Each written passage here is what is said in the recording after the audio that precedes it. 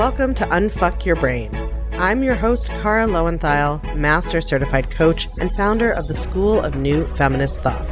I'm here to help you turn down your anxiety, turn up your confidence, and create a life on your own terms, one that you're truly excited to live. Let's go. Welcome to this week's Coaching Hotline episode, where I answer real questions from real listeners and coach you from afar. If you want to submit your question for consideration, go to unfuckyourbrain.com/coaching hotline, all one word, or text your email to +1 347 997 1784. And when you get prompted for the code word, it's coaching hotline, all one word. Let's get into this week's questions. Here's the first question for this week. Hi, Cara. I am a woman of size. I'm 5'11" and 250 pounds, technically obese. My partner's the same height and is not overweight. Okay, well, first of all, that's just why BMI is stupid. But before I began dating him, he shared with me that he preferred petite women. I cannot stop thinking about this now that we're in a relationship. He did admit to me that he would be more sexually attracted to me if I lost weight, but claims to love me just the way I am and wants to spend the rest of his life with me. He felt very guilty for admitting it, and to be honest, we have a really good relationship otherwise. How can I create thoughts that help me believe that he is not disgusted by me and is just settling on me? Okay, so I love this question just because the question answerer has managed to get her partner to admit the thing that she fears is true. So we have a C that he said these exact words.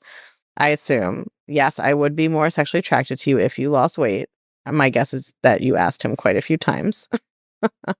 But it's fine. We've got the C, which I kind of love, and now we're going to talk about it, right? So let's think about this. If I am dating someone and they're like, listen, I have to confess, I might be more attracted to you. I would be more attracted to you if you had your amazing personality and you also looked like Rachel Weisz, the movie star.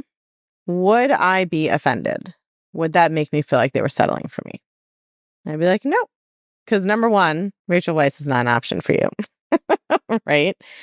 And of course, that person is like incredibly conventionally beautiful, and we're socialized to believe that conventional beauty is the same thing as sexual attractiveness. But the whole reason it doesn't bother me or wouldn't bother me is that I know that I'm attractive and I feel attractive, right? So this whole problem here that you have is not about him. It's not about him preferring petite women. It's you preferring petite women. That's the problem. You think that petite women are more sexually attractive than you are. And you got him to admit that he has the same thought. And now you're using it to beat yourself up, right? And to feel bad about yourself in the relationship, which guaranteed you would be doing anyway, even if you hadn't gotten him to say yes to this. So you just have to see that this thing with your boyfriend is like a red herring, right? It's like not the real issue. Even if he had steadfastly refused to admit this thing, you'd be having these same thoughts because these are your thoughts about you and your body. You could 100% equally think, damn, I must be amazing because my partner wants to be with me, even though I'm not necessarily his ideal random body type without a personality attached. Even though if he had to just pick what arrangement of features he's attracted to in the abstract, it wouldn't be me, he's with me anyway.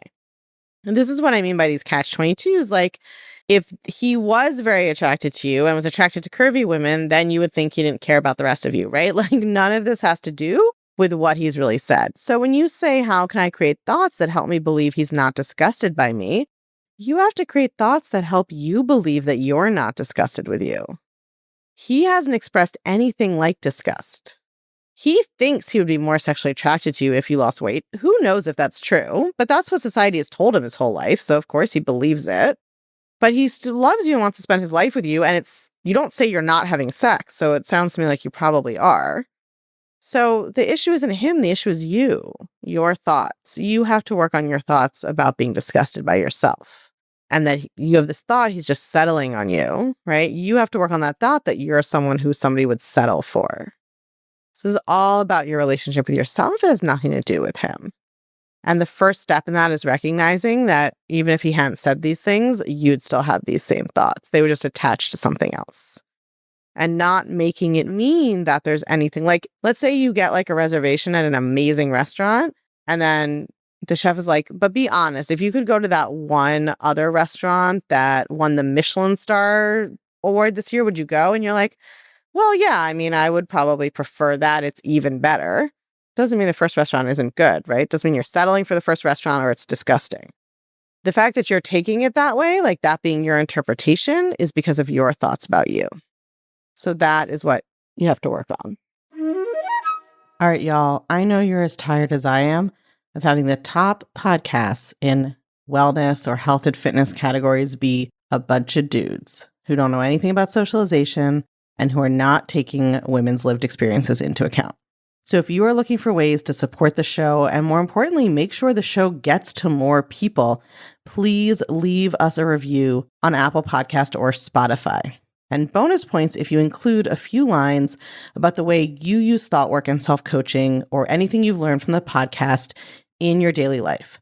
Those reviews are what teach the algorithms to show us to more new people. It helps us get new listeners all over the world. And I'll be reading one story from a recent review in each of these question and answer episodes. Today's podcast review really gets to the heart of what I think I'm trying to do with this work. And it's from Benadger, Benadger like Badger, but named Ben. And the title is Life-Changing. And the review says, Cara is amazing. I have found her approach to thought work practical and actionable, and it has created existential change. It is modern philosophy for humans socialized as women. It has been so freeing for me to get to decide what I think and do and let go of the should-have socialization. Thank you, Cara. Let's do another question that's kind of similar to this. Well, not similar, but in the kind of love life vein. So this question says, I notice that I obsess and ruminate over romantic relationships that end, even when I can objectively come up with reasons why they were a bad fit. I think the root problem is a lack of self-worth and seeking that from other people who seem vaguely compatible. I try to come up with alternative thoughts, but still find myself sliding into obsessive rumination, reimagining conversations and alternative outcomes that don't involve X disapproving or rejecting me, but rather approving of and admiring me. It's constant and embarrassing and a drag. And more generally, I'm aware that I'm less present when I'm stuck inside my head so much. What's the solution? A, come up with better thoughts. B, try harder to think those thoughts whenever I catch myself in some crazy mental mini-movie reboot of a failed relationship. C, accept and even appreciate the criticism. D, all of the above. I mean, I guess all of the above, but I don't think C is so important. So yes, I think you need to work on coming up with a new thought or two to practice about this. There's like another option, E, which is you need to be practicing these thoughts, not just when you are in this little movie reboot in your head. You can't just wait until you're in the middle of that to practice your new thought. So you need to be practicing your new thoughts consistently. And in this case, you need to be figuring out, what do you imagine that you would get to think and feel if somebody decided to keep dating you instead of not, or if they admired you, whatever that means, right? What are the thoughts and feelings that you would get to have? That's what you have to work on creating for yourself now. So the solution is, yes, come up with a new thought or two to practice about this. It's not really try harder to think those thoughts when you're in the mental mini movie. It's really, you need to be practicing those thoughts all along. But I think probably there is a little element of trying harder in that you are used to kind of doing this, and it's probably kind of seductive for you. It's like a way that you peace out from your current reality, is to live in this fantasy world. And so you have to be willing to give up the comfort and seduction of this fantasy world in order to be present with your actual reality, which is going to be uncomfortable. That's why you're trying to escape it. So that is also the work too, is like, are you willing to give up this fantasy in order to be with your actual current reality? Because I think that these fantasies are just like the way other people use food or booze or whatever else to buffer, right? To zone out, to like escape reality, to give yourself a hit of dopamine. And so you have to be willing to give that up and be uncomfortable and feel bad about yourself and think negative thoughts about yourself, right? And like really get real and sit with your current reality and work on changing that. Such good questions this week. I'll talk to you soon. Confidence is the one thing that determines whether you can reach your goals. I changed my entire life by learning how to build my confidence thought by thought. And in the years since, I've taught thousands of women all over the world to do the same thing.